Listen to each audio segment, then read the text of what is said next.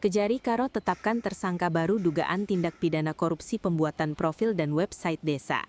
Di mana sebelumnya, Kejari Karo telah melakukan jemput paksa saksi JP ke Bangka Belitung dan langsung menetapkannya jadi tersangka. Akhirnya, tim penyidik kejaksaan kembali menetapkan tersangka baru berinisial TAA, berusia 24 tahun, dalam kasus dugaan tindak pidana korupsi pembuatan profil dan website desa. Kasih Intel Kejari Karo, Donna Martinus SH dalam siaran persnya di halaman kantor Kejari Karo, Rabu 13 Agustus 2025, menjelaskan peran yang dilakukan tersangka TAA dengan cara menerima subkontrak seluruh pekerjaan pembuatan website desa dari JG selaku pemilik perusahaan CV Agro Technofarm dan tersangka JP selaku pemilik perusahaan CV Arih Ersada.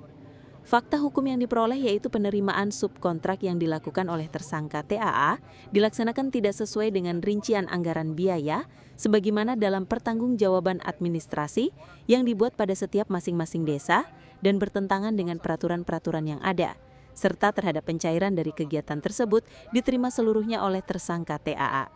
Berdasarkan laporan hasil audit perhitungan kerugian keuangan negara atas dugaan tindak pidana korupsi pada kegiatan tersebut, ditemukan hasil perhitungan kerugian keuangan negara sebesar Rp1.366.995.017. Ia menjelaskan ditemukan adanya dugaan tindak pidana korupsi dalam kegiatan pembuatan profil dan website desa dengan didukung dua alat bukti yang sah sebagaimana diatur dalam pasal 184 ayat 1 KUHP. Yaitu keterangan saksi, keterangan ahli, dan petunjuk yang mana penyidik telah melakukan pemeriksaan terhadap 170 saksi dan 1 ahli.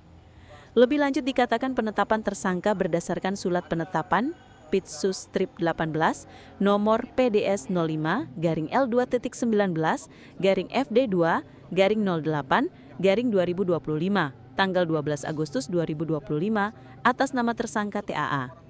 Kepada tersangka melanggar primer pasal 2 ayat 1 Jungto pasal 18 UU nomor 31 tahun 1999 tentang pemberantasan tindak pidana korupsi sebagaimana telah diubah dengan UU RI nomor 20 tahun 2001 tentang perubahan atas UU nomor 31 tahun 1999 tentang pemberantasan tindak pidana korupsi subsidiar pasal 3 Jungto pasal 18 UU nomor 31 tahun 1999.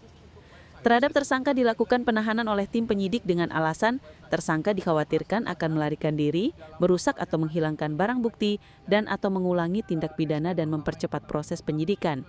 Penahanan dilakukan selama 20 hari terhitung mulai tanggal 12 Agustus 2025 sampai dengan 31 Agustus 2025 di Rumah Tahanan Kelas 1A Medan di Tanjung Gusta. Jelasnya.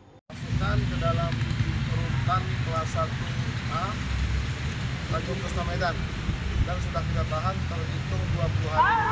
Adapun tersangka TA ini adalah hasil daripada pengembangan perkara tindak pidana korupsi profil desa. Seperti yang telah kita bahas dan pimpinan Pak Kejari bahas pada pertemuan penangkapan di Bangka, ada saudara JP yang melaksanakan kegiatan profil desa tahun anggaran 2020 sampai 2023. Nah, kegiatan tersebut sudah dilaksanakan kepada sub-subnya atau orang-orangnya yang dilaksanakan di lapangan.